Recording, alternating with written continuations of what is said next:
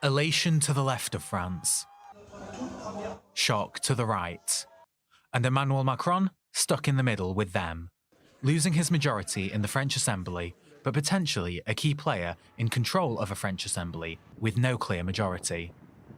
Whilst Poles and pundits alike were anticipating a victory for Marine Le Pen's far-right National Rally, who won in the first round of voting, her party, which ran on a strong anti-immigration platform, finished in third place.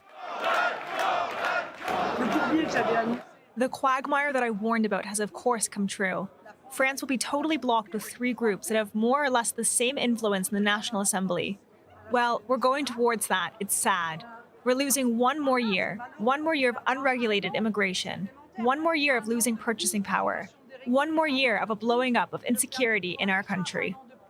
In second place was the centrist Ensemble party, led by President Emmanuel Macron.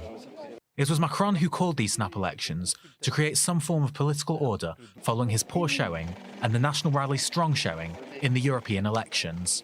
But his gamble may have backfired, with a fragmented assembly split into three blocks, making it hard to pass legislation and leading to the resignation of his Prime Minister, Gabriel Attal.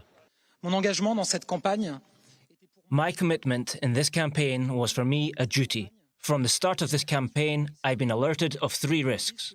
The risk of an absolute majority dominated by the National Rally, and the risk of disappearance for the movement that represents our ideas and our values. Today, these three risks have been eliminated by the French. Tonight, no absolute majority can be driven by the extremes.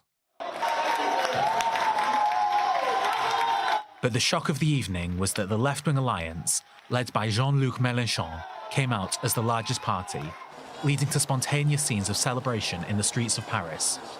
Mélenchon has been accused of being an extremist by his rivals, both economically with his plans to cap the prices of essential goods like food and gas, and socially, with many accusing him of minimising the threat of antisemitism in France, whilst his pro-Palestinian stance, which critics say blurs the lines with antisemitism, has been a focal point of his campaign. The Constitution gives the President some prerogatives in terms of foreign policy, but it also gives some to the Prime Minister.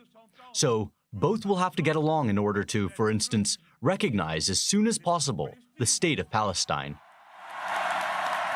This contrasts with the pro-Israel stance of Mélenchon's centrist and right-wing rivals.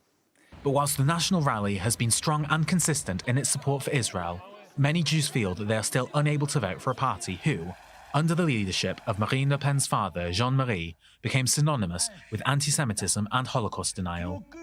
Similarly, many French Jews accuse the National Rally of using their change in stance as a means to alienate France's Muslim and immigrant populations.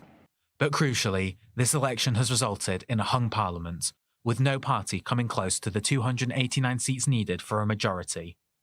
According to the French constitution, the president has to choose someone to form a government. Whoever is chosen will need to survive a confidence vote in the assembly, which means that the government will still need a majority to support it. And with the world's eyes soon to be on Paris for the Olympic Games, time will tell whether this will be a welcome distraction or a magnifying glass on a domestic impasse.